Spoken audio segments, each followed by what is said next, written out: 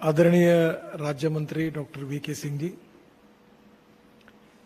आदरणीय हमारे चेयरमैन संधू जी, member administration Alok Kumar ji, सभी मेंबर, सभी एनएचआई के अधिकारीगण, उपस्थित हमारे मंत्रालय के सभी अधिकारीगण, मुझे पता नहीं सचिव साहब आज कार्यक्रम में है कि नहीं है, और उपस्थित सभी मंत्रालय के अधिकारीगण और भाई और बहनों, ऐसे कार्यक्रम में प्रथा होती है कि कोई भी काम पूरा होने के बाद उनका सबका अभिनंदन और शुभेच्छाएं देने की प्रथा है। पर मुझे संकोच हो रहा है कि मैं आपका अभिनंदन कैसे करूं, क्योंकि 2008 में तय हुआ था कि इस प्रकार से बिल्डिंग बनेगी।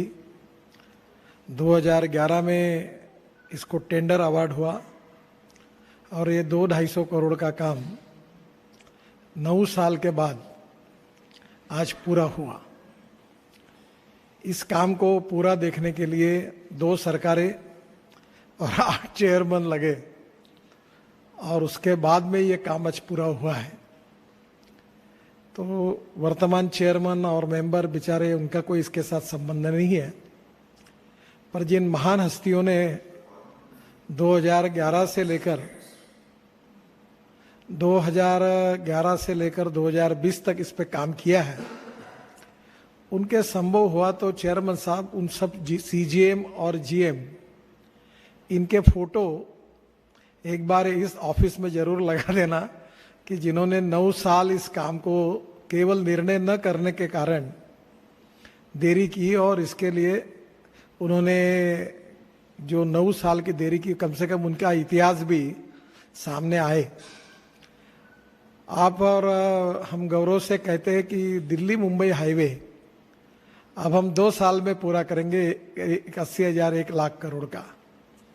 तो 1 लाख करोड़ के काम के लिए हमने 3 साल 3.5 साल अगर लगेंगे, और ये 200 करोड़ के काम के लिए हमने 10 साल लगाए, तो ये कहीं ना कहीं अभिनंदन करने वाली बात तो नहीं है। मैं आपके लिए तो कुछ कहूँगा नहीं, पर मुझे इस बात की शर्म आती है, इतना आपके सामने जरूर कहूँगा। आपको संभव हुआ तो ये बात कही जाएगी, क्योंकि मैंने इसके लिए 2-3-4 मीटिंगें ली थी। ये जब काम फंसा हुआ था तो मुझे भी काफ़ी जानकारी है, और अभी सरकारी पद्धति के अनुसार कॉन्ट्रैक्टर पर ब्लेम डालकर वो एनसीएलटी में गया, और एनसीएलटी में जाने के कारण ये हुआ। धीरे ऐसे करके एक रिकॉर्ड तैयार किया जाएगा।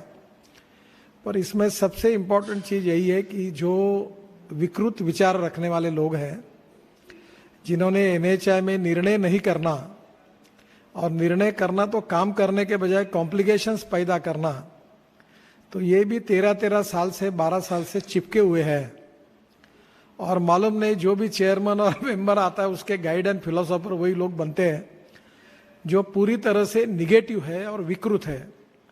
उनकी ऑनेस्टी और इंटीग्रिटी के बारे में डाउट नहीं है, पर उनकी विचारधारा टोटली विषकन्या जैसी है। और ऐसे विकृत लोगों को आज भी गाइड एंड फिलोसोफर के रूप में ऊपर से लेकर नीचे तक सभी लोग क्यों यूज करते हैं, इसका मेरे मन में बड़ा आश्चर्य लगता है। और ये सीजीएम और जीएम के आपकी जो परंपरा है वो कितनी निकम्मी है, कितनी नालायक है, इसका उदाहरण ये बिल्डिंग के डीले में हुआ है। तो मैं आपसे अनुरोध करूंगा कि कम से कम अब आज बिल्डिंग पूरी हुई है, तो ये 11 साल में जिन्होंने हैंडल किया, उसने कितने साल डिसीजंस नहीं लिए, कैसे रोक के रखा, इसका एक रिसर्च पेपर जरूर तैयार करिए। मैंने बहुत बार आपको कहा था कि एनएचआई को रिफॉर्म करना चाहिए। आपकी जो रिक्रूटमेंट है, जो अधिकारी आप लेते हैं, वही बेसिक रॉ मटेरियल सबसे खराब है। आपको जो फ्रेश आईआईटी के अच्छे इंजीनियर्स आते हैं उनको हम रख नहीं पाते, वो चले जाते हैं और प्राइवेट सेक्टर में बड़े बड़े पोस्ट पर चला जाता है। और जो स्टेट गवर्नमेंट में काम करने के लायक नहीं होते, ऐसे लोगों की बड़ी मालिका एनएचआई में भर भर के हमने उनको प्रमोट करके सीजीएम और जनरल मैनेजर बनाते हैं। और आपने अच्छा हुआ कार्रवाई की बीच में कॉन्ट्रैक्टर और इनके ऊपर, पर जिनके डिजाइन्स गलत हुए, जो कंपनियां अच्छी काम नहीं करती, जो इंडिपेंडेंट इंजीनियर अच्छे काम नहीं करते, जो सीजीएम और जीएम अच्छे काम नहीं करते, जो आरओ अच्छे काम नहीं करते, जो पीडी अच्छे काम नहीं करते, उनके लिए अभी तक मेरे कान पर कभी नहीं आया कोई कार्रवाई हुई। और ये जो सीजीएम है जिनके भरोसे मेंबर एनएचआई काम करते हैं, अभी तो मुझे पता चलता है कि मेंबर को पता ही नहीं है कि कहाँ क्या हो रहा है। वो अनेक इमरजेंसी मैटर तक भी मेंबर को नहीं बताते हैं। और इसलिए ये जिस प्रकार से एक ऑर्गेनाइजेशन बनाने के बारे में बीच में हम सब लोगों ने सोचा था, इतना अच्छा काम इस ऑर्गेनाइजेशन का, मार्केट में नाम है, फाइनेंशियल मार्केट में क्रेडिट है, इसके बाद में भी आज परफॉर्मेंस के आधार पर हम अपने बॉटल नेक्स को ढूंढने में असफल रहे हैं। इसके बारे में बहुत सी कमेटियां बनी, उनके रिपोर्ट आए, पर ये एनएचआई के ये अकार्यक्षम, भ्रष्ट और निकम्मे लोग इतने पावरफुल है कि मिनिस्ट्री ने कहने के बाद में भी वो अपने निर्णय गलत करते हैं। अभी एक अच्छा आया है, एक कंपनी का सुप्रीम कोर्ट का निर्णय, अपना हाई कोर्ट का निर्णय आया है कि जो 475 में मैंने और उस समय के सेक्रेटरी ने कहा था कि इसको सेटल कर दो, वो 1300 और 1400 करोड़ का उसके ऊपर क्लेम मंजूर हुआ है। अब तो वो 375 में करने वाला नहीं है। तो ये बताने के बाद में भी नहीं किया गया। मैंने बीच में कहा था आईएलएफएस की टनल जो थी कि उसको आईएलएफएस के रेट में उसी कॉन्ट्रैक्टर से आगे कर लेंगे, तो नहीं सुना। फिर उसका नया टेंडर निकाला और 400 करोड़ रुपए उसी कॉन्ट्रैक्टर ने ज़्यादा भर के वो काम लिया और उसने प्रॉफिट कमाया।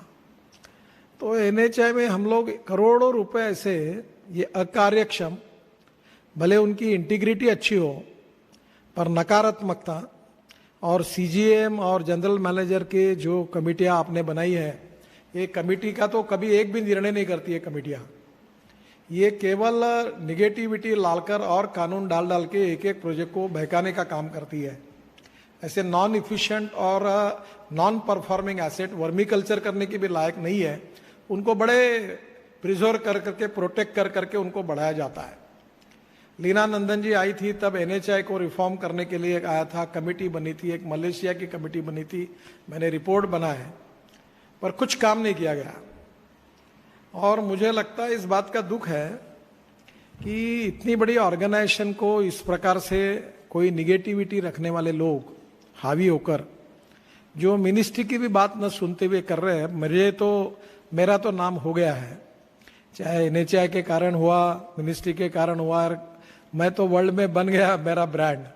अब मुझे रोड कितने किलोमीटर बनना है उससे ज़्यादा ये यहाँ काम करने वाले कितने लोगों को टर्मिनेट, सस्पेंशन, उनके सीआर खराब किए मैंने, और कितने लोगों को यहाँ से हकाला, ये अब मेरे जीवन का टारगेट है।